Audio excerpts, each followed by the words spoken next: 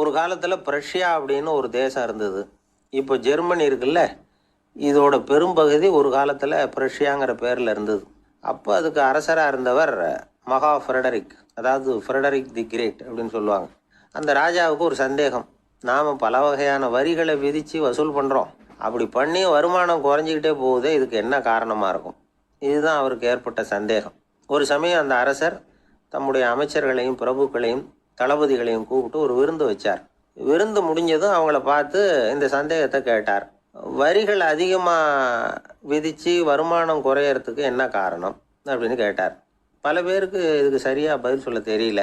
அனுபவசாலியான ஒரு தளபதி எழுந்திருச்சார். அரசே, அது எப்படிங்கிறத இப்போ உங்களுக்கு காட்டுறேன்னார். உடனே ஒரு பெரிய பனிக்கட்டி ஒன்றை தன்னுடைய கையில் எடுத்தார். அதை அப்படியும் திருப்பி பார்த்தார். அப்புறம் அடுத்தவர்கிட்ட கொடுத்தார். அவரும் அதை அப்படியும் திருப்பி பார்த்துட்டு அடுத்தபடியாக இருந்தவர்கிட்ட கொடுத்தார். இப்படியே இதை ஒவ்வொருத்தராக பார்த்துட்டு ஒவ்வொரு கையாக மாறி கடைசியில் மன்னர் கைக்கு போய் சேர்ந்தது. மன்னர் கைக்கு அந்த பனிக்கட்டி போய் சேர்ந்தப்போ அது கொஞ்சம் கொஞ்சமாக உருகி ஒரு பட்டாணி கடலை சைஸுக்கு ஆயிட்டுது. மன்னர் யோசனை பண்ணார், வரி அதிகமாக போட்டாலும் வந்து சேர்றது குறைவாக இருக்கிறதுக்கு என்ன காரணம் அப்படிங்கிறது அவருக்கு புரிஞ்சு போச்சு. காலம்தான் மாறிக்கிட்டு இருக்கே தவிர இந்த கையூட்டு வாங்குற பழக்கம் மாறினதாக தெரியல. இன்னொரு ராஜா இருந்தார். அவர் தன்னுடைய ராஜாங்கத்தில் லஞ்ச ஊழலே சுத்தமாக இருக்கக்கூடாது அப்படின்னு நினச்சார். அவர்கிட்ட பல்வேறு துறைகளுக்கும் பொறுப்பாக இருந்த பல பேரும் ரொம்ப சுத்தமாகவும் நேர்மையாகவும் இருந்தாங்க. ஒரே ஒருத்தர் மட்டும் எல்லார்கிட்டையும் லஞ்சம் வாங்கிட்டே இருந்தார். அவரை வேறு துறைகளுக்கு மாற்றி பார்த்தாரு. அந்த ராஜா என்னென்னமோ பண்ணி பார்க்குறாரு. எந்த வேலையை கொடுத்தாலும் அதுலேயும் லஞ்சம் வாங்கிறதுக்கு ஒரு வழியை உண்டு பண்ணிக்குவார் அந்த ஆள். ராஜாவுக்கு இது ஒரு பெரிய தலைவலியாக போட்டுது. இவர் என்ன பண்ணுறது, இவருக்கு என்ன வேலையை கொடுக்கறது, கொஞ்சம் கூட லஞ்சம் வாங்கிறதுக்கு சான்ஸே இல்லாத ஒரு வேலையை கொடுக்கணும் அப்படின்னு திட்டம் போட்டார். ஒரு நாள் அவருக்கு அந்த உத்தரவும் போட்டுட்டார். அதாவது அவருக்கு என்ன வேலைன்னா, கடற்கரையில் தான் அவருக்கு ஆஃபீஸ். அங்கேயே இருந்துக்க வேண்டியது. தினமும் எத்தனை கடல் அலை கரையில் வந்து மோதுது அப்படிங்கிறத கணக்கெடுத்து ராஜாவுக்கு தெரிவிக்க வேண்டியது. இதுதான் அவருக்கு வேலை. பேசாமல் அலையை எண்ணிட்டு உட்காந்துருக்கிட்டோம், அப்போவாவது அவர் லஞ்சம் வாங்குகிற சந்தர்ப்பம் இல்லாமல் போயிடும் அவருக்கு அப்படின்னு நினச்சார் ராஜா. இந்த ஆள் கடற்கரைக்கு போய் டியூட்டியில் ஜாயின் பண்ணிட்டார். ஒரே மாதத்தில் அங்கே சொந்தமாக ஒரு பிரம்மாண்டமான மாளிகை கட்டி விட்டார். ராஜாவுக்கு இது பெரிய ஆச்சரியமாக போச்சு. அலையை என்ற வேலையில் அந்த ஆள் எப்படி பணம் சம்பாதிச்சார் அப்படின்னு விசாரித்து பார்த்தார் அக்கம் பக்கத்தில். அந்த ஆள் என்ன பண்ணியிருக்கிறாருன்னா, கடற்கரையில் போய் பொறுப்பை ஏற்றுக்கிட்ட உடனே அங்கே இருந்த மீனவர்கள்கிட்ட எல்லாம் இந்த கரையில் வந்து ஒரு நாளில் வந்து மோதுகிற அலைகள் எத்தனை அப்படின்னு கேட்டிருக்காரு. அது எப்படிங்க தெரியும்னு இருக்காங்க அவங்க. தினமும் அந்த எண்ணிக்கை தெரியணும். நம்ம ராஜாவுக்கு தினமும் அறிக்கை அனுப்பணும், டெய்லி ரிப்போர்ட்டு. தவறுனா நீங்கள் இந்த கடலில் போய் மீன் பிடிக்கிறதுக்கு ராஜாவோட அனுமதி கிடைக்காது அப்படின்ட்டுருக்காரு. உடனே மீனவர்களும் பயந்து போட்டாங்க. கடலுக்கு போகிறதுக்கு அனுமதி இல்லைன்னா பட்டினி கிடக்கிறது மாதிரி ஆகிடுமே. மெதுவாக அந்த ஆளுகிட்ட போனாங்க. கதோட கதை சொன்னாங்க. ஐயா, எங்களால் வந்து கடல் அலையை வந்து எண்ண முடியாது. தினமும் எங்களால் முடிஞ்சதை உங்களுக்கு பணமாக கொடுத்துட்றோம். நீங்கள் தான் ராஜா கிட்ட சிபாரிசு பண்ணி நாங்கள் தொடர்ந்து மீன் பிடிக்கிறதுக்கு அனுமதி வாங்கி கொடுக்கணும் அப்படின்னு வேண்டிக்கிட்டாங்க. பணம் தினமும் வந்து சேர ஆரம்பிச்சுட்டுது. பதவியில் மற்ற பதவியோட இந்த பதவி எவ்வளவோ மேல் அப்படின்னு நினச்சிட்டோம் அந்த ஆள். அது மட்டும் இல்லை, தயவு பண்ணி என்னை இந்த இடத்த விட்டு மாற்றி விடாதீங்க சார் அப்படின்னு வேற கேட்க ஆரம்பிச்சிட்டானா. ஜப்பானில் உள்ள ஒரு புத்த விகாரை, அங்கே ஒரு வயசான பௌத்த குரு தங்கியிருக்கிறார். ஒரு நாள் ராத்திரி கடுமையான குளிர், அவரால் தாங்க முடியல. பார்த்தார், மரத்தில் செஞ்ச புத்த சிற்பங்கள் அங்கே நிறைய இருந்தது. அதில் ஒன்றை எடுத்து அதுக்கு தீ மூட்டி அந்த நெருப்பில் குளிர் காஞ்சிக்கிட்டு இருக்கிறார். மர சிற்பம் தீ வச்சதும் படபடன்னு வெடிக்க ஆரம்பிச்சுட்டுது. அந்த சத்தத்தை கேட்டதும் அந்த புத்த விகாரையின் குருக்கள் வெளியில் ஓடி வந்தார். இவர் ஆனந்தமாக குளிர் காஞ்சிக்கிட்டு இருக்கிறார். அவரால் பொறுத்துக்க முடியல. தெருவில் தெரிஞ்சுக்கிட்டு இருந்த அந்த பெரியவரை இங்கே தங்க அனுமதித்ததே அவர் தான். இவர் இப்படி பண்ணுறாருன்னு நினச்சிக்கிட்டே அவரை கோபமாக பார்த்தார். ஏன் இப்படி கோபமாக பார்க்குறீங்க, இப்படி வந்து உட்காருங்க அப்படிங்கிறாரு இவர். அவருக்கு இன்னமும் கோபம் வந்துட்டுது. எங்கள் கடவுளை வந்து எரிச்சுட்டிங்களே அப்படின்னு சத்தம் போட்டாராம். அப்படியா அப்படின்னு கேட்டுக்கிட்டே அந்த சாம்பலை கிளறினார் இவர். என்ன செய்கிறீங்கன்னு கேட்டிருக்காரு அவர். நான் எலும்புகளை தேடுறேன்னாராம். நீங்கள் ஒரு பைத்தியம், இது ஒரு மர சிற்பம், இதில் எலும்புகள் கிடையாது அப்படின்னாராம். அவருக்கு கோபம் வந்துட்டுது. உடனே வெளியில் போங்கன்னு கத்தியிருக்கார். வெளியில் தள்ளி கதவையும் சாத்தி விட்டாராம். மறுநாள் காலையில் கதவை திறந்து பார்த்தா அந்த வயசான பெரியவர் ஒரு மயில்கல் மேலே சில காட்டு பூக்களை வச்சு புத்தம் சரணம் கச்சாமின்னு சொல்லிக்கிட்டே இருக்கிறார். இவருக்கு சந்தேகமாக போட்டுது. கிட்ட போனார். என்ன செஞ்சுக்கிட்டு இருக்கீங்கன்னு கேட்டார். இது என்னுடைய காலை நேர பிரார்த்தனைனாராம். நிஜமாகவே நீங்கள் ஒரு பைத்தியமாக தான் இருக்கணும், ஏன்னா அது ஒரு மைல்கல் அப்படின்னாராம். இப்போ அந்த பெரியவர் சொன்னாராம், நீங்கள் ஒரு மரத்தை புத்தராக நினைக்கும் பொழுது நான் ஏன் ஒரு மைல்கல்ல புத்தராக நினைக்கக்கூடாது? நான் புத்தரை எரிக்கலாம், ஏன்னா அவரை நான் நேசிக்கிறேன். அந்த சிற்பம் மரத்தால் ஆனதுங்கிறது எனக்கு தெரியும். நான் ஒரு மைல்கல்லை தொழலாம், ஏன்னா அது எனது பூக்களை தாங்குது. நான் இந்த மைல்கல்லுக்குள்ளே மறைஞ்சிருக்கிற புத்தரை பார்க்குறேன். யாராவது ஒரு சிற்பி இதை சிலையாக்கினாதான் நீங்கள் புத்தரை பார்க்க முடியும். அன்னைக்கு ரொம்ப குளிராக இருந்தது. நான் எனக்குள்ளே இருக்கிற புத்தரையும் பாதுகாக்கணும். உள்ளே இருக்கிற புத்தரை காப்பாற்றுறதுக்காக வெளியில் உள்ள புத்தரை எரிக்கலாம், அதில் ஒன்றும் தப்பு இல்லை. அது அவருடைய போதனையிலேயே இருக்குது. உனக்குள் ஜோதியாக இரு அப்படிங்கிறது அவருடைய போதனை. என்னுடைய புத்தர் குளிரில் நடுங்கிட்டு இருந்தார். அந்த மர சிற்பங்கள் வெயில் மழையில் உணர்ச்சி இல்லாமல் இருந்தது, அதனால் அப்படி பண்ணினேன். ஆனால் நீங்கள் என்ன பண்ணீங்க? நான் ஒரு மர புத்தரை எரிச்சதுக்காக உயிருள்ள புத்தரை வெளியில் தள்ளி கதவை சாத்தினீங்க அப்படின்னாராம் அந்த பெரியவர். உண்மையான பக்திங்கிறது இதுதான். அதாவது உனக்குள் ஜோதியாக இரு அப்படின்னு புத்தர் சொன்னார் இல்லையா, அது மாதிரி தனக்குள் ஜோதியாக இருக்கிற இந்த காலத்து ஆசாமிகள் நிறைய பேர் உண்டு. எப்பவும் போதையிலேயே இருக்கிறவங்க. ஒரு நாள் நடு ராத்திரி ஒரு மது கடையில் ஒரு ஆள் அங்குள்ள சிப்பந்திகள் கிட்ட கேட்டுக்கிட்டு இருக்கிறான். மறுபடியும் இந்த கடை எப்போ திறப்பாங்கன்னு கேட்டானா. நாளைக்கு காலையில் 8 மணிக்கு திறப்பாங்க அப்படின்னு நானா அங்கே இருந்த ஆள். அவன் திருப்பி திருப்பி அதையே கேட்டுக்கிட்டு இருக்கான். இவனுக்கு பதில் சொல்லி சொல்லி அழுத்து போச்சு. அதான் சொல்கிறேன் ஐயா, நாளைக்கு காலையில் வா அப்படின்னாங்களாம். அதுக்கு இவன், நான் வர்றதுக்காக கேட்கலையா, நேத்திக்கு வந்தவன் உள்ளேயே மாட்டிக்கிட்டேன், வெளியில் போகிறதுக்காக கேட்டேன் அப்படின்னானான். ராமகிருஷ்ணர் வாழ்ந்த காலத்தில் நடந்த ஒரு நிகழ்ச்சி இது. அப்போது ஒரு ஓவியர் இருந்தாராம். அவருக்கு ஒரு ஆசை, ராமகிருஷ்ணர் படத்தை வரையணும். அதை அவர்கிட்டயே கொண்டுட்டு போய் காட்டி அபிப்பிராயம் கேட்கணும். இதுதான் அந்த ஓவியரின் ஆசை. உடனே ராமகிருஷ்ணர் படத்தை வரைஞ்சி முடித்தார். அதை எடுத்துக்கிட்டு போனார். இவர் போன சமயம் அங்கே ராமகிருஷ்ணர் சீடர்களோடு உட்காந்துருக்கிறார். விவேகானந்தர் அங்கே இருக்கிறார். இந்த ஓவியர் கொண்டுகிட்டு போய் தான் வரைந்த ஓவியத்தை அவர்கிட்ட காட்டினார். ராமகிருஷ்ண பரமஹம்சரின் ஓவியத்தை ராமகிருஷ்ணர்கிட்டயே காட்டுறார். ராமகிருஷ்ணர் என்ன பண்ணார் தெரியுமா? அந்த படத்தை பார்த்தார். உடனே அது காலை தொட்டார். குருதேவருடைய இந்த செயல் சீடர்களுக்கு ரொம்ப வியப்பை உண்டு பண்ணிச்சு. சில பேர் மனசுக்குள்ளேயே ரொம்ப குழம்பி போக ஆரம்பிச்சிட்டாங்க, என்ன இப்படி பண்ணுறாருன்னு. என்ன இது அவரோட படம், அவரே அவரோட படத்தின் காலை தொடுறார் அப்படின்னு யோசிச்சாங்க. சில பேர் ஒன்றும் புரியாமல் ஒருத்தர் பார்த்து சிரிச்சுக்கிட்டாங்க. அந்த இடத்துல சீடர்கள் மட்டும் இல்லை, சீடர் அல்லாத பல பேர் இருந்தாங்க. தன்னுடைய காலை தானே தொடர இவருடைய செயல் பற்றி என்ன நினைக்கிறது அப்படின்னு அவங்களும் குழம்பி போய் நிற்கிறாங்க. அந்த படத்தை வரைஞ்சி அவர்கிட்ட காட்டின அந்த ஓவியருக்கும் அதிர்ச்சி. இருந்தாலும் அவர் சீடர் கிடையாது, அதனால் கொஞ்சம் துணிச்சலை வரவழைச்சிக்கிட்டு கேட்டார், என்னங்க இது, என்னால் என்னுடைய கண்களையே நம்ப முடியல. இது உங்கள் சொந்த உருவப்படம், நீங்கள் உங்கள் சொந்த கால்களையே தொடுறீங்க, இது எங்களுக்கு கொஞ்சம் சங்கடமாக இருக்குதே அப்படின்னார். ராமகிருஷ்ணரின் கண்களில் ஆனந்த கண்ணீர் வழிஞ்சுதான். அவர் சொன்னாராம், இது என்னோட படம்ங்கிறது எனக்கு தெரியும், ஆனால் இது என்னோட படம்ங்கிறதுனால நான் இதோட காலை தொடலை. நீ என்னுடைய சமாதி நிலையை இந்த படத்தில் படம் பிடிச்சி காட்டியிருக்கிற, அதனால் அதோட காலை தொடறேன். சமாதி நிலையில் யார் இருந்தாலும், அது என்னுடைய படமாக இருந்தாலும் சரி அல்லது வேறு யாருடைய படமாக இருந்தாலும் சரி, படம் யாருதுங்கிறது முக்கியம் இல்லை. இதில் எது முக்கியம்னா அது தன்னை உணர்ந்த ஒரு உணர்நிலையின் படம். அப்படி இருக்கிறப்போ அதோட காலை நான் தொடணும். அதுக்கு நீங்கள் எல்லாரும் ஏன் சங்கடப்படுறீங்கன்னு எனக்கு தெரியல அப்படின்னாராம். இப்போ தான் அங்கே இருந்த சீடர்களுக்கும் மற்றவங்களுக்கும் விவரம் புரிஞ்சுதான். இதுக்கு முன்னாடி யாரும் செய்யாததை இவர் செஞ்சிருக்கிறார், ஆனால் அவருடைய காரணம் ரொம்ப நியாயமானது அப்படிங்கிறத உணர்ந்தாங்களாம். இதுவரைக்கும் ஆன்மீகத்தில் சமாதி நிலை, அதாவது தன்னை உணர்ந்த நிலை பற்றி புரிஞ்சுக்கிட்டோம்.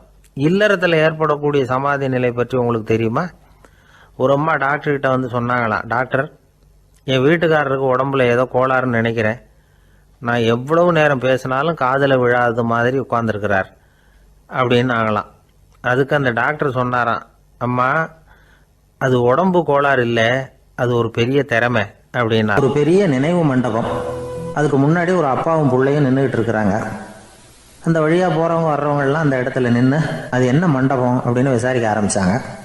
அந்த அப்பாவும் பிள்ளையும் தான் வர்றவங்களுக்கெல்லாம் விவரம் சொல்லிகிட்டு இருக்கிறாங்க. அதாவது இந்த இடத்துல ஒரு பெரிய மகான் சமாதி ஆயிருக்கார், அவர் சமாதியான இடத்துல இந்த நினைவு மண்டபத்தை கட்டியிருக்கிறோம் அப்படின்னாங்க. ஊர் பூரா இந்த செய்தி பரவிச்சு. நிறைய பேர் அந்த இடத்த தேடி வர ஆரம்பித்தாங்க. இங்கே வந்து கொஞ்சம் நேரம் உட்காந்துட்டு போனால் மனசுக்கு ஒரு நிம்மதி கிடைக்கிது அப்படின்னாங்க. அங்கே இருந்த உண்டியலில் நிறைய காசு போட்டுட்டு போகிறாங்க. பணம் கிடுகிடுன்னு நிறைய சேர ஆரம்பிச்சிட்டுது. பணம் நிறைய சேர்ந்த உடனே அந்த அப்பாவுக்கும் பிள்ளைக்கும் தகராறு வந்துட்டுது. பணம் சேர்ந்தாலே சொத்து தகராறு வரத்தானே செய்யும், அது மாதிரி வந்துட்டுது. பையன் அடிக்கடி நிறைய பணம் கேட்க ஆரம்பித்தான். அப்பா பார்த்தார், யோசனை பண்ணார், ஒரு முடிவுக்கு வந்தார். ஒரு நாள் பையனை கூப்பிட்டார், இதை பாருப்பா, நமக்குள்ள தகராறு வேணாம். அப்பாவும் பிள்ளையும் இப்படி சண்டை போட்டுக்கிட்டா பார்க்குறவங்க தப்பாக நினைப்பாங்க. அதனால் நமக்குள்ளே சமரசமாக இதை தீர்த்துக்குவோம், என்ன சொல்கிற அப்படின்னார் அப்பா. சரின்னு நான் பையன். உடனே அந்த அப்பா என்ன பண்ணார் தெரியுமா? மகன்கிட்ட கொஞ்சம் பணத்தை கொடுத்தார்.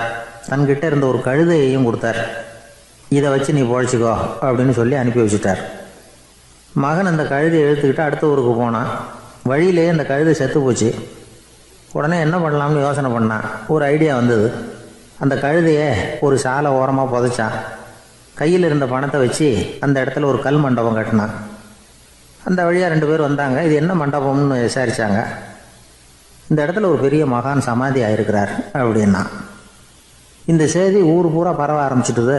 நிறைய பேர் வந்து போக ஆரம்பித்தாங்க. இங்கே வந்தால் மனசுக்கு ஒரு பெரிய நிம்மதி கிடைக்குது அப்படின்னு வேற சொல்ல ஆரம்பித்தாங்க. வர வர கூட்டம் அதிகமாக வர ஆரம்பிச்சிட்டுது. உண்டியலில் பணம் நிறைய சேர்ந்துட்டுது. நகையெல்லாம் கூட கழட்டி காணிக்கையாக போட ஆரம்பிச்சிட்டாங்க. அப்பாவை விட மகன் பெரிய ஆளாயிட்டான். இதை கேள்விப்பட்டார் அப்பா. பையனை பார்த்துட்டு வரலாம்னு ஒரு நாள் புறப்பட்டு வந்தார். பையன் ஓஹோன்னு இருக்கிறான். பங்களா, காரு எல்லாம் வந்துட்டுது. எப்படிடா இந்த அளவுக்கு ஆனே அப்படின்னு விசாரித்தார். அப்பா, எல்லாம் உங்கள் ஆசீர்வாதம் தான். நீங்கள் கொடுத்த மூலதனத்தை வச்சு தான் இவ்வளவும் சம்பாதிச்சேன் அப்படின்னு நான் பையன். அது எப்படிறான்னு விசாரித்தார். அப்பா, நீங்கள் ஒரு கழுதை குட்டியும் கொஞ்சம் பணமும் என்கிட்ட கொடுத்து அனுப்பி வச்சிங்க. அதை எடுத்துக்கிட்டு வந்தேன். வர்ற வழியில் அந்த கழுதை செத்து போச்சு. உடனே யோசனை பண்ணேன், அந்த கழுதையை இந்த இடத்துல புதைச்சேன். கையில் இருந்த பணத்தை வச்சு மண்டபம் கட்டினேன். மகான் ஒருத்தர் சமாதி ஆயிருக்கார் அப்படின்னு வதந்தியை கிளப்பி விட்டேன். ஜனங்கள்லாம் ஏமாந்து போய் காசை கொண்டாந்து போட ஆரம்பிச்சிட்டாங்க. நான் பொழைச்சிக்கிட்டு இருக்கிறேன் அப்படின்னா. இப்போதான்டா நீ என் புள்ள அப்படின்னு சொல்லி சந்தோஷப்பட்டாரான் அந்த அப்பா. ஏன் அப்படி சொல்கிறீங்கன்னு கேட்டிருக்கான் பையன். கழுதை குட்டியை புதைச்சி மண்டபம் கட்டியிருக்கிற நீ, ஏற்கனவே நம்ம ஊரில் நாம் கட்டியிருக்கிறோமே மண்டபம், அது இந்த கழுதையோட அம்மாவை புதைச்ச இடம். மகான் சமாதி ஆயிருக்காருன்னு நானும் சும்மா கப்ஸா தான் விட்டுக்கிட்டு இருக்கேன் அப்படின்னாரான் அப்பா. முட்டாள் ஜனங்களை நினச்சி அந்த 2 பேரும் சத்தம் போட்டு சிரிச்சாங்களாம். மனுஷன் ஏமாத்துறது ரொம்ப சுலபம். என் கூட படித்த ஒருத்தன் திடீர்னு ஒரு நாள் எல்லாருக்கும் அருள் வாக்கு சொல்ல ஆரம்பிச்சிட்டான்.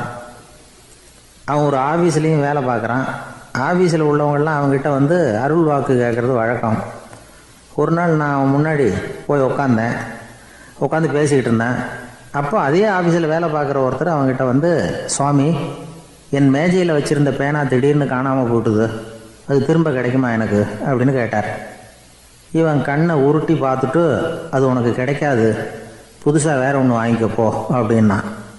சரின்னு அவர் போயிட்டார்.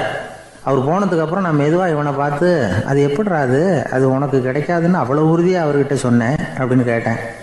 இவன் மெதுவாக என் காதுகிட்ட வந்து, அந்த பேனாவை கிளப்புனதே நான் தான் அப்படிங்கிறான். கடற்கரை ஓரமாக ஒரு பெரியவர் கையால் மணலை கீறிக்கிட்டே உட்காந்துருக்கிறார். என்னத்தையும் தேடிட்டு இருக்கிறது மாதிரி தெரிஞ்சுது. மெதுவாக கிட்டத்தில் போய், என்னத்தை தேடிட்டு இருக்கிறீங்க அப்படின்னு கேட்டோம். அவரு சாவகாசமாக நிமிர்ந்து பார்த்து, நிம்மதியை தேடிட்டு இருக்கிறேன்னார். நாங்கள் ஒரு மாதிரி ஆயிட்டோம். இருந்தாலும் சமாளிச்சுக்கிட்டு, சார், மணல்ல வந்து கிழிஞ்சல் தான் கிடைக்கும், நிம்மதி கிடைக்காது அப்படின்னோம்.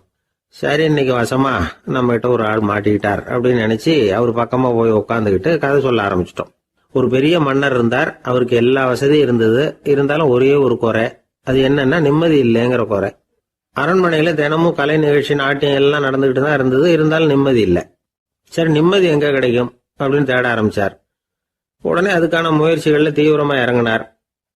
நாட்டில் உள்ள தத்துவ மேதைகளை எல்லாம் கூப்பிட்டுட்டு வர சொன்னார். எல்லாரும் வந்து சேர்ந்தாங்க. அவங்கள பார்த்து, நிம்மதி எங்க இருக்குது அப்படின்னு விசாரிச்சார். அவங்களுக்கு அது தெரிஞ்சா ஏன் இப்படி ராஜா முன்னாடி வந்து நின்றுட்டு இருக்க போறாங்க? ராஜாவோட கேள்விக்கு ஒவ்வொருத்தரும் ஒவ்வொரு மாதிரி விளக்கம் கொடுக்க ஆரம்பிச்சிட்டாங்க. எந்த பதிலும் ராஜாவுக்கு திருப்தி அளிக்கக்கூடிய அளவுக்கு இல்லை. சரி போயிட்டு வாங்கன்னு சொல்லி அவங்கள எல்லாம் அனுப்பி வச்சுட்டார். ஒரு நாள் அவர் மாளிகையில உப்பருகையில நின்றுட்டு இருக்கிறார். அந்த சமயத்துல தெருவில் ஒரு பிச்சைக்காரன் ரொம்ப உல்லாசமா பாட்டு பாடிக்கிட்டே போயிட்டு இருக்கிறான். குரல்ல ஒரு சந்தோஷம், நடையில ஒரு மிடுக்கு. அவன்கிட்ட கொஞ்சம் கூட கவலை இருக்கிறதா தெரியல. உடனே ராஜா அதை பார்த்தார். ஏவலாளிகளை வந்து கைதட்டி கூப்பிட்டார். உடனே ஓடி போய் அந்த பிச்சைக்காரனை இங்க அழைச்சிட்டு வாங்கன்னு உத்தரவு போட்டார். இவங்க உடனே ஓடி போய் அவனை கூப்பிட்டாங்க. அரண்மனைக்கு வாழ்ந்தாங்க. அவன் வரல. அரண்மனைக்கு உள்ள அடி எடுத்து வைக்க மாட்டேன்னு சொல்லிவிட்டான். ராஜா கிட்ட வந்து விஷயத்தை சொன்னாங்க. அவருக்கு ரொம்ப ஆச்சரியம், இப்படி ஒரு ஆள் இருக்கிறானா அப்படின்னு. சரி அவன் என்னதான் சொல்றான் அப்படின்னு விசாரிச்சார். இவங்க மறுபடியும் தெருவுக்கு போய் கேட்டாங்க. என்னை பார்க்கணும்னா ராஜா விருப்பப்பட்டாருன்னா அவரை வேணும்னா இங்க வர சொல்லுங்க அப்படின்னு சொல்லிவிட்டான். அதை வந்து ராஜா கிட்ட சொன்னாங்க. அவருக்கு கோபம் வரல. இவ்வளவு சுதந்திர உணர்வோடு இருக்கிறவன் சாதாரண ஆளா இருக்க முடியாது அப்படின்னு நினைச்சார். உடனே கிடுகிடுன்னு இறங்கி தெருவுக்கு வந்தார். பிச்சைக்காரங்கிட்ட போனார். நீ கவலைப்படாம சந்தோஷமா பாடிக்கிட்டு போறியே, அது எப்படி முடியுது உன்னால அப்படின்னு கேட்டார். ஏன் அப்படி கேக்குறீங்கன்னு அவன், அதுக்கு இல்ல, எனக்கு அரண்மனையில எவ்வளவோ சுகபோகங்கள்லாம் இருக்கு, இருந்தாலும் நிம்மதி இல்லை. இது ஏன்னு எனக்கு தெரியல. இந்த தேசத்துல உள்ள அறிஞர்களை எல்லாம் கூப்பிட்டு கேட்டு பார்த்துட்டேன், அவங்களுக்கும் தெரியல. உன்னை கேட்டா தெரியும்னு நினைச்சேன், அதனாலதான் சந்திக்கிறதுக்கு ஆசைப்பட்டேன். ஆனா நீ வரமாட்டேன்னுட்டியே அப்படின்னார். பிச்சைக்காரன் கடகடன்னு சிரிக்க ஆரம்பிச்சுட்டான். மகிழ்ச்சிக்கும் உங்களுக்கும் தடையா இருக்கிறது இந்த மாளிகை தான். இதை விட்டுட்டு வெளியில வந்துட்டா நிம்மதி தேடிட்டு வந்துடும்னா. நான் அரசன், எனக்குன்னு கடமைகள் இருக்கு, அதையெல்லாம் விட்டுட்டு எப்படி வர முடியும்னார் ராஜா. ரெண்டும் ஒரே நேரத்துல கிடைக்கணுங்கிறது முடியாத காரியம். உங்க சுகபோகத்துக்கு விலையாதான் உங்க நிம்மதியை கொடுத்துக்கிட்டு இருக்கிறீங்க. என்ன பாருங்க, என்கிட்ட எதுவும் இல்லை, அதனால எதுவும் போயிடுமோங்கிற பயமும் இல்லை, நிம்மதியா இருக்கிறேன் அப்படின்னா அவன். ராஜா உடனே சந்தோஷப்பட்டு தன்னுடைய மேலங்கியை எடுத்து அவனுக்கு பரிசா கொடுத்தாரான். அவன் சிரிச்சுக்கிட்டே அதை வாங்க மாட்டேன்னு விட்டானான். இதை நீங்க எனக்கு கொடுக்கறதுனால எந்த பயனும் இல்லை, அதே நேரத்துல அதை வாங்கிட்டேன்னா அடுத்த வினாடியிலிருந்து அதை எப்படி காப்பாத்துறதுங்கிற கவலை எனக்கு வந்து சேர்ந்துடும், அப்புறம் தூக்கம் வராது, நிம்மதி போயிடும் அப்படின்னானா. சொல்லிவிட்டு அவன் பாட்டுக்கு சந்தோஷமா பாடிக்கிட்டே போயிட்டான். நிம்மதி எங்க இருக்குங்கிறதையும் ராஜா தெரிஞ்சுக்கிட்டார். அந்த இடத்துக்கு தன்னால போக முடியாதுங்கிறதையும் அவர் புரிஞ்சுக்கிட்டார். இப்படி இந்த கதைய அந்த கடற்கரையில மணலை கீறிக்கிட்டே உட்கார்ந்துருந்தார அந்த பெரியவர்கிட்ட சொல்லி முடிச்சோம். அவர் முகத்துல ஒரு தெளிவு தெரிஞ்சது. எங்களை நிமிர்ந்து பார்த்தார். ரொம்ப நன்றிங்க, இப்ப எனக்கு தெரிஞ்சு போச்சு, நிம்மதி வேணும்னா அதுக்கு என்ன பண்ணணும்னு இப்ப நல்லா புரிஞ்சுக்கிட்டேன் அப்படின்னார். என்ன புரிஞ்சுக்கிட்டீங்கன்னு கேட்டோம். இனிமே இந்த பக்கம் வந்தா உங்க கண்ணுல படாத இடமா பார்த்து உட்காரணும்னு புரிஞ்சுக்கிட்டேன் அப்படின்னார். ஒரு ஏரி ஓரமா 2 பசங்க நடந்து போயிட்டு இருக்கிறாங்க. அதுல ஒருத்தன் பணக்கார வீட்டு பையன், இன்னொருத்தன் ஏழை. இவங்க 2 பேரும் போயிட்டு இருக்கிறாங்க. வழியில் ஒரு இடத்துல ஒரு ஜோடி செருப்பு இவங்க கண்ணில் படுது. ஒரு விவசாயி அந்த செருப்பை அங்கே விட்டுட்டு பக்கத்தில் இருந்த ஏரியில் கை காலை கழுவிட்டு இருக்கிறார். உடனே அந்த பணக்கார பையனுக்கு ஒரு ஐடியா. அவன் சொன்னானா, டேய் இப்போ ஒரு வேடிக்கை செய்யலாம், அந்த செருப்பு 2ஐயும் தூக்கி எட்டத்தில் வீசி எரிஞ்சிருவோம். அந்த ஆள் வந்து பார்த்துட்டு செருப்பை தேடி அல்லாடுவான், அங்கேயும் இங்கேயும் ஓடுவான், திரு திருன்னு முழிப்பான். அதை பார்த்து நாம் ரசிக்கலாம், நல்ல தமாஷா இருக்கும் அப்படின்னு இருக்கான். இப்படி சொல்லிவிட்டு அந்த செருப்புகளை தூக்கத்துக்கு போனானா. கொஞ்சம் பொறு அப்படின்னானா அந்த ஏழை பையன். ஏன்னு கேட்டிருக்கான் அவன். இப்போ அந்த ஏழை பையன் சொன்னானா, நீ சொல்றது ஒன்றும் வேடிக்கை கிடையாது, உன்னோட செருப்பு தொலைஞ்சா உன் அப்பா உடனே உனக்கு வேற செருப்பு வாங்கி கொடுத்துருவார். ஆனால் அந்த ஆளுக்கு இந்த செருப்பு தொலைஞ்சதுன்னா வேற புதுசாக வாங்கறதுக்கு வாயையும் வயத்தையும் கட்டி பணத்தை சேர்க்க வேண்டியிருக்கும். அதனால நான் ஒரு வேடிக்கை சொல்கிறேன், அது மாதிரி செய், அது இன்னமும் தமாஷா இருக்கும் அப்படின்னானா. எப்படி அது சொல்லுன்னு இருக்கான் அவன். செருப்பு 2ம் அது இருக்கிற இடத்துலயே இருக்கட்டும், உன் சட்டை பையிலிருந்து ஒரே ஒரு ரூபாய் நாணயத்தை எடு, அதை அந்த செருப்பு மேலே அதோட குதிகால் பகுதியில் வச்சுட்டு நாம் 2 பேரும் அந்த மரத்துக்கு பின்னாடி ஓடி போய் மறைஞ்சு நின்றுக்குவோம், அப்புறம் பாரு வேடிக்கைய அப்படின்னா. அதே மாதிரி 1 ரூபா காசு செருப்பு மேலே வச்சுட்டு இவங்க 2 பேரும் மறைஞ்சு நின்றுக்கிட்டாங்க. கொஞ்ச நேரத்தில் அந்த விவசாயி வந்தார். காலில் உள்ள மண்ணை தட்டிவிட்டு செருப்பை மாட்டுறதுக்காக போனார். அங்கிருந்த காசு கண்ணில் போட்டுவிட்டது. அவருக்கு ஆச்சரியமா போச்சு. அதை கையில் எடுத்து பார்க்குறார். 4 பக்கமும் திரும்பி திரும்பி பார்க்குறார், யார் இதை வச்சிருப்பான்னு. கடைசியில் ஆகாயத்தை பார்க்குறார். ஆண்டவா, இது உன்னோட கருணை தான், நீ தான் யாரோ புண்ணியவான் மனசில் தர்மம் பண்ணுற எண்ணத்தை உண்டாக்கி இருக்கிற, அந்த புண்ணியவான் நல்லா இருக்கணும் அப்படின்னு வாழ்த்தி அந்த காசை கண்ணில் ஒத்திக்கிட்டாரான். மறைஞ்சிருந்து பார்த்துக்கிட்டு இருந்த ஏழை பையன் இப்படி சொன்னான், பாத்தியா உன்னை புண்ணியவான்னு வாழ்த்தி விட்டு போகிறார் அந்த ஆள், அவருக்கும் சந்தோஷம், அதை பார்த்து நமக்கும் சந்தோஷம். உனக்கு 1 ரூபாங்கிறது ஒரு பெரிய விஷயம் இல்லை, ஆனால் அதனால் நமக்கு கிடைச்சிருக்கிற மகிழ்ச்சி ரொம்ப உயர்வானது அப்படின்னு நானா. வேடிக்கையும் கிண்டலும் இது மாதிரி அடுத்தவங்களுக்கு இடைஞ்சலா இல்லாமல் இருக்கணும் அப்படிங்கிறார் கலைவாணர்.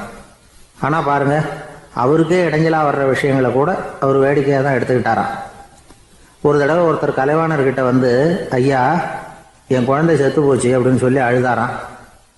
உடனே இவர் அவருக்கு 100 ரூபா பணத்தை கொடுத்து, இந்தாங்க அடக்கம் செய்யுங்க அப்படின்னு சொல்லி அனுப்பி வச்சாராம்.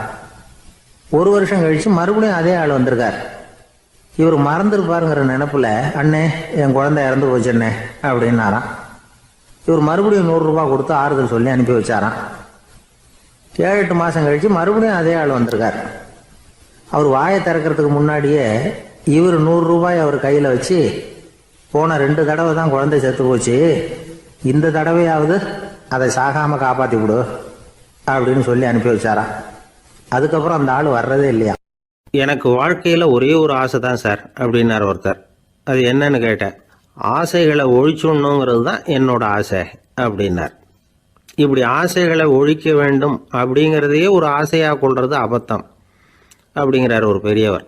இது மாதிரி ஆசைகளை ஒழிக்க ஆசைப்பட்டா அந்த நோக்கம் நிறைவேறாதான். அந்த முயற்சியால் புதுசாக சில துன்பங்கள் தான் சேருமா. அதில் புதுசாக ஒரு ஆசை தலை தூக்கும் அப்படிங்கிறார் அவர். ஆசைகளை தானாக விழ வச்சுடலாம். அதுக்கு வழி என்ன தெரியுமா?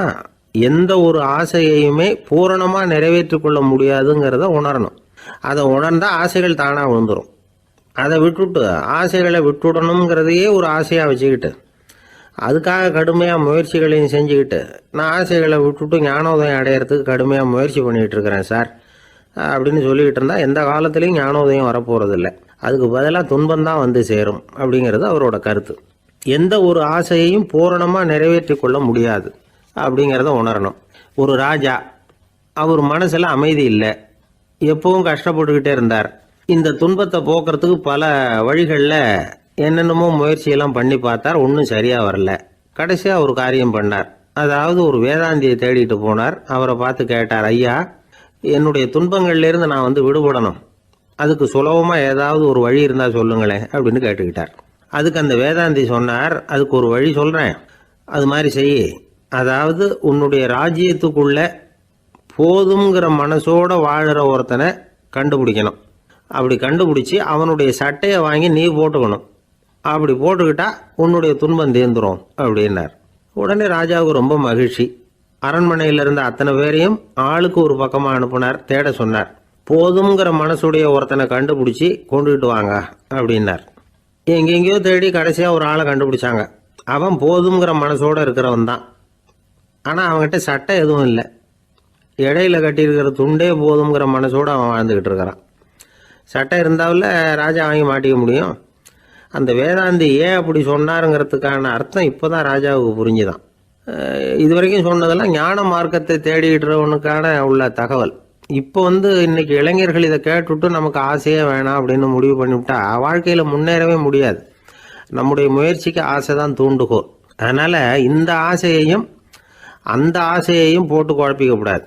ஆனால் ஒன்று, பேராசை நமக்கு தேவையில்லை. நாம் படுற ஆசையிலேயும் ஒரு நியாயம் இருக்கணும். ஏன்னா நம்மளில் சில பேர், நீங்கள் தான் சார் சொன்னீங்க, அதனால தான் ஆசைப்பட்டேன், அரை தான் கிடச்சிது மிச்சம் அப்படிம்பாங்க கன்னத்தை தடவிக்கிட்டே. அதனால் இப்போல்லாம் எந்த தகவலை சொன்னாலும் ரொம்ப எச்சரிக்கையாக இருக்க வேண்டியிருக்குது. ஒரு ஆள் ஒரு கடை வச்சு வியாபாரம் பண்ணிக்கிட்டு இருந்தான். அவனுக்கு ரொம்ப பேராசை, நிறைய பணம் சேர்க்கணும்னு. திடீர்னு ஒரு நாள் அவனுக்கு உடம்பு ரொம்ப சுகம் இல்லாமல் போயிட்டுது. இனிமேல் பிழைக்கிறது கஷ்டங்கிற நிலைமை. மரணப்படுகையில் இருக்கிறான். சொந்தக்காரங்கள்லாம் சுற்றி உட்காந்துருக்குறாங்க. இவன் மெதுவாக கண்ணை திறந்து பார்க்குறான். என் வீட்டுக்காரி எங்கேன்னா, இதோ இருக்கேன் அப்படின்னாங்க அந்த அம்மா. பசங்கள்லாம் எங்கேங்கிறான். இதோ பக்கத்தில் தான் நின்றுக்கிட்டு இருக்கிறோங்கிறாங்க. பொண்ணுங்க எங்கேங்கிறான். எல்லாம் இங்கே தான் இருக்கிறோம் அப்படிங்கிறாங்க. எல்லாம் இங்கே தான் பக்கத்தில் தான் இருக்கோம், நீங்கள் கவலைப்படாதீங்கன்னு சொல்கிறாங்க எல்லாம். அவன் மெதுவாக கஷ்டப்பட்டு வாயை திறந்து, அட பாவிங்களா, எல்லாரும் இங்கே இருந்தால் அங்கே கடையை யார் கவனிக்கிறது அப்படின்னானா. ஒரு ரயில் வேகமாக போயிட்டுருக்கு. அது ஒரு ரயில்வே ஸ்டேஷனில் கொஞ்ச நேரம் நின்றுது. அப்போ அதில் ஒரு ஆள் ஏறினார். தலையில் ஒரு மூட்டையை வச்சுருந்தார். மூட்டையை தலையில் சுமந்துக்கிட்டே உள்ளே வந்தார். ரயில் மறுபடியும் புறப்பட்டது. இவர் தன் தலையில் இருந்த மூட்டையை கீழே இறக்கி வைக்கணும்ல, வைக்கல, சுமந்துக்கிட்டே வர்றார். எதிரில் உட்காந்துருந்தவர் கேட்டார், ஏங்க ஏன் இப்படியே உட்காந்துருக்குறீங்க தலையில் மூட்டையை வச்சுக்கிட்டு, மூட்டையை கீழே இறக்கி வைக்கலாமே அப்படின்னார். வேணாங்க, பாவம், தலையில் இருக்கிற மூட்டையை இறக்கி ரயிலில் வச்சா ரயிலுக்கு பாரம் அதிகமாக இருக்கும் அப்படின்னார் அவர். இப்படி ஒரு ஆளை பார்த்தா நமக்கு சிரிப்பு தான் வரும். ஏன்னா ரயிலுங்கிறது அந்த மூட்டையையும் சேர்த்து சுமந்துக்கிட்டு தான் போகுது. அவன் அந்த மூட்டையை தலையில் வச்சுருந்தாலும் ஒன்று தான், தரையில் வச்சுருந்தாலும் ஒன்று தான். அதனால் ரயிலுக்கு எந்த மாற்றமும் ஏற்பட போகிறதில்ல. அதே மாதிரி தான் நம்ம மனமும். இதுவும் ஒரு தேவையில்லாத சுமை, அனாவசியமாக சுமந்துக்கிட்டு இருக்கிறோம். இதை கீழே இறக்கி வச்சுட்டா வாழ்க்கை பிரயாணம் சுகமாக இருக்கும். ரயில் பிரயாணம் பண்ணுற அந்த ஆள் மூட்டையை சுமக்கிறான், வாழ்க்கை பிரயாணம் பண்ணுற நாம மனசை சுமக்கிறோம். இது ரெண்டுக்கும் எந்த வித்தியாசமும் இல்லை. மனசை கீழே இறக்கி வச்சுட்டா பாரம் இல்லாமல் வாழலாம், பறவைகள் மாதிரி பறக்கலாம், குழந்தைகள் மாதிரி கள்ளங்கபடம் இல்லாமல் வாழலாம். இந்த வெளி உலகத்தில் நாம் நிலை பெற்று இருக்கணும், வேரூன்றி இருக்கணும். அதே சமயம் நம்முடைய உள்வெளியில் ஆன்மீக வாழ்க்கையில் பாரம் இல்லாமல் இருக்கணும். அப்போ பறக்கணும், நதியை போல் ஓடணும், மிதக்கணும், பயணம் சுகமாக இருக்கும், களைப்பு தெரியாது, கவலை தெரியாது. ஒரு சீடன் போதி தர்மரை நாடி வந்தான். குருவே, நீங்கள் என்ன வெறுமையாக இருக்க சொன்னீங்க, நான் இப்போ மறுபடியும் வெறுமையானவன் ஆகிட்டேன், அதனால் இப்போ என்ன செய்ய சொல்கிறீங்க என்ன அப்படின்னு சொல்லி நின்னான். உடனே அந்த குரு பக்கத்தில் இருந்த ஒரு குச்சியை எடுத்து அவன் தலையில் அடித்து, போய் அந்த வெற்றுத்தன்மையையும் வீசி எறிந்து விட்டு வா அப்படின்னார். நான் இப்போ காலியாக இருக்கிறேன்னு ஒருத்தன் சொல்கிறான்னு வச்சுங்க, அது உண்மை இல்லை. ஏன்னா இன்னமும் அதில் நான்கிற எண்ணம் இருக்குது. எந்த சிந்தனையும் இல்லாமல் இருக்கிறது கடினம்தான். ஆனாலும் மனிதன் அதில் உள்ள நுட்பத்தை புரிஞ்சுக்கிட்டான்னா இவ்வளவு தூரம் தூக்கி சுமந்துக்கிட்டு வந்த அந்த மனதின் முட்டாள்தனத்தை அவனே பார்த்துட்டு சிரிப்பான். இதுதான் பெரியவங்க சொல்லியிருக்கிற ஆலோசனை. நம்மால் ஒருத்தன் தலையில் ஒரு பெரிய மூங்கில் கூடையோட ரயிலில் உட்கார்ந்தான். கூடை தலையில் இருந்தது, கீழே இறக்கி வைக்கல. எதிரில் இருந்தவர் கேட்டார், ஏங்க எதுக்காக அதை அனாவசியமாக சுமந்துக்கிட்டே இருக்கீங்க, கீழே இறக்கி வைங்களேன்னார். இல்லைங்க, நான் வீட்டை விட்டு புறப்படும் பொழுதே என் பையன் சொல்லிவிட்டான், கூடைய தலையை விட்டு இறக்கக்கூடாதுன்னு அப்படின்னார். அவன் சின்ன பையன், விவரம் இல்லாமல் சொல்லியிருப்பான். இப்போ என்ன நேரில் வந்தால் பார்த்துக்கிட்டு இருக்கிறான், நீங்கள் இறக்கி வைங்கன்னார் அவர்.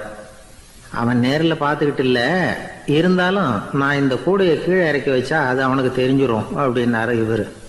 அது எப்படின்னார் அவர். அவன் தனக்கு டிக்கெட் வாங்க வேணாம்னு சொல்லி இப்போ இந்த கூடைக்குள்ளே தான் உட்காந்துருக்கிறான்.